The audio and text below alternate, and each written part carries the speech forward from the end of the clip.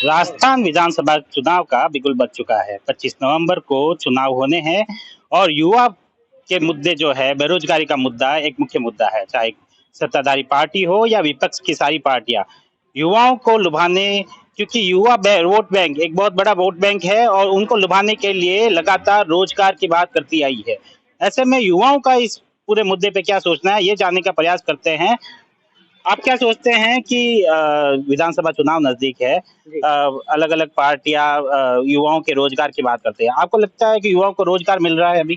जी जैसे कि अभी हमने सुना था बीच में कि 3 लाख युवाओं को रोज़गार मिला, कहाँ है वो 3 लाख युवाओं का रोज़गार? गवर्नमेंट को ग्राउंड लेवल पे पता करना चाहिए कि युवाओं को प्रॉपर मिला है, नहीं मिला।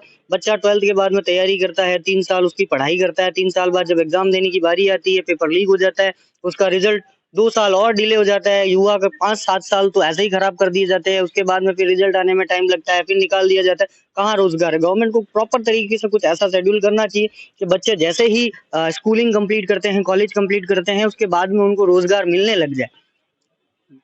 केंद्र ने भी रोजगार मेला लगाया, लोगों को नियुक्ति पत्र बांटे और वहीं कांग्रेस सरकार ने भी 3 लाख रोजगार देने की बात कही है। तो आपको क्या लगता है कि लोगों को युवाओं को रोजगार मिला है या नहीं मिला है, या कोरे ये सिर्फ जुमलेबाजी है?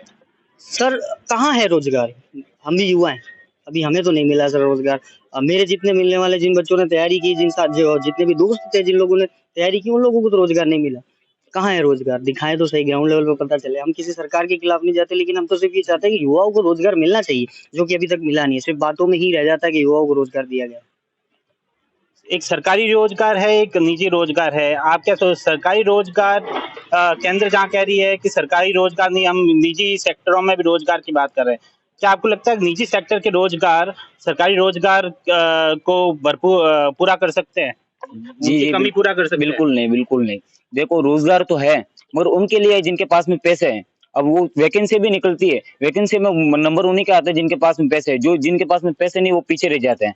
उनकी वजह से वो उनका आगे कुछ बढ़ नहीं पाते हैं। और अभी भी काफ़ी ऐसे स्टूडेंट बैठे हैं जो इतनी पढ़ाई करने के बाद में भी है ना, को समझ लो कमटे के काम कर रहे हैं, कोई वेल्डिंग का काम कर रहा है, काफ़ी जन है ऐसे। आपको लगता है कि शिक्षा जो है, ऐसी शिक्षा होनी चाहिए जिससे सीधा रोजगार मिले। जी, जी। कहीं ना कहीं लोग ग्रेजुएट हो जाते हैं, पोस्ट ग्रेजुएट हो जाते हैं, पर रोजगार के अवसर नहीं मिल पाते हैं। जी, बिल्कुल। अब देखो हर बच्चे का एक एम होता है कि मुझे ये बनना है, ये करना है। अब उस बच्चे को उसी के ऊपर है ना, मतलब टारगेट रखना चाहिए कि इस बच्चे को यही पढ़ाएँ और यही कराएँ। अब इनको क्या है कि डिवाइड कर देते हैं। अगर बच्चा ये चाहता है मगर उसको अब दूसरी वैकेंसी भी आई हुई है ना, उसमें फॉर्म भरना पड़ता है। क्योंकि वो करेगा क्या? पिछली वाली जो समझ लो डॉक्टरी है उसमें फॉर्म भरता है, उसमें उसका नंबर नहीं आता है तो वो दूसरी जगह फॉर्म भरेगा कि इसमें नहीं तो इसमें सही, मगर जो उसका एम होता है वो एम पूरा नहीं हो पाता है। केंद्र सरकार ने 10 लाख रोजगार की बात की प्रतिवर्ष, और राज्य सरकार ने बोला कि 3 लाख रोजगार हम युवाओं को दिया है। तो आपको लगता है ये सफिशिएंट नंबर है, आंकड़ा सफिशिएंट है कि 3 लाख रोजगार और 10 लाख रोजगार? सर 3 लाख 10 लाख रोजगार से कुछ नहीं होने वाला है। ये 5,000 10,000 वैकेंसी निकालता है और बच्चे बढ़ता है, 5 से 6 लाख बच्चे बढ़ता है। कहाँ से उनको रोजगार मिलेगा? कहीं रोजगार मिल ही नहीं रहा है। सब बच्चे ऐसे ही घूम रहे, कोई ग्रेजुएट करके बैठा, कोई क्या करके बैठा है। अब सोशल मीडिया पे आप देख ही रहे हो, एमबीए चाय वाला, वो चाय वाला, एमबीए कर करके बैठा है, चाय की दुकान खोल के बैठा है वो। कुछ नहीं सर, रोजगार है ही नहीं। मतलब गवर्नमेंट पता नहीं क्या कर रही है, किसी बच्चे को कोई नहीं। सब बच्चे ऐसे पढ़े कर करके और लोग परेशान फ्रस्ट्रेट हो जाता है, कोई पाछे आके मर जाता है कि मेरा तो कुछ हुआ नहीं।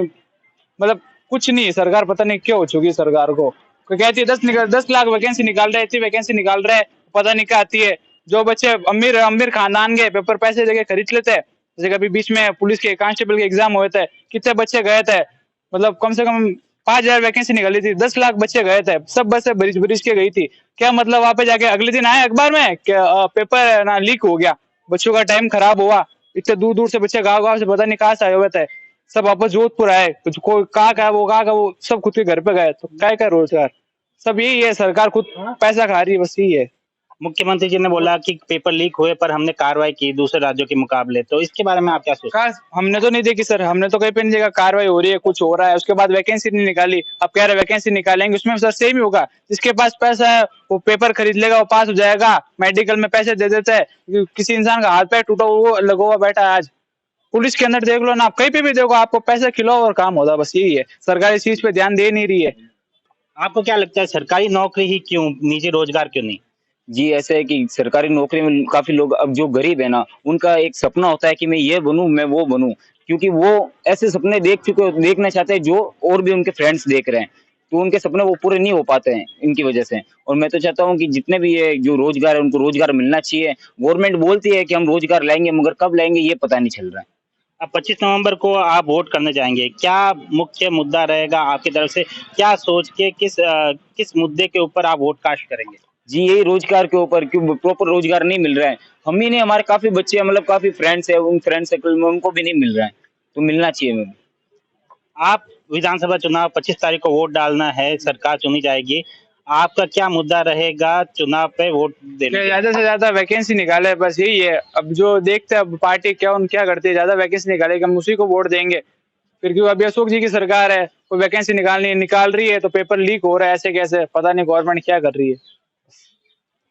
आपको क्या लगता है, एक स्वरोजगार की बात आती है और एक निजी रोजगार और एक सरकारी नौकरी, लोग युवा सरकारी नौकरी की तरफ क्यों रुझान है लोगों का? देखिए सर, अगर खुद का रोजगार की बात करें, खुद के ओन बिजनेस की बात करते हैं सर, उसके लिए हमारे पास एक अमाउंट होना चाहिए। सबसे पहली चीज ये होती है, जो मिडिल क्लास फैमिलीज है उनके पास में इतना पैसा नहीं है कि वो खुद का बिजनेस खड़ा कर सके।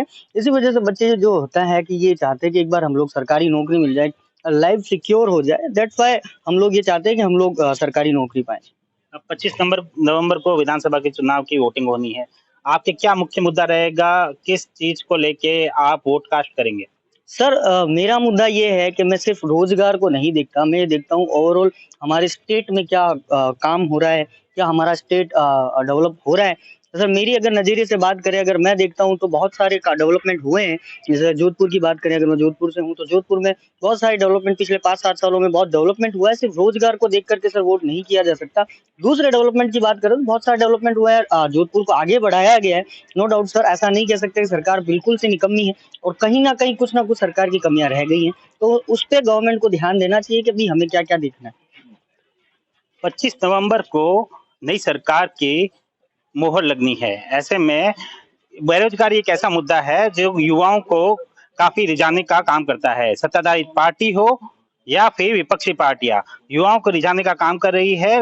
देखते हैं जल्द ही मैनिफेस्टो आने पर कौन कितना युवाओं को लुभाने में कामयाब रहता है। सुमित देवड़ा, टीवी 9 जोधपुर।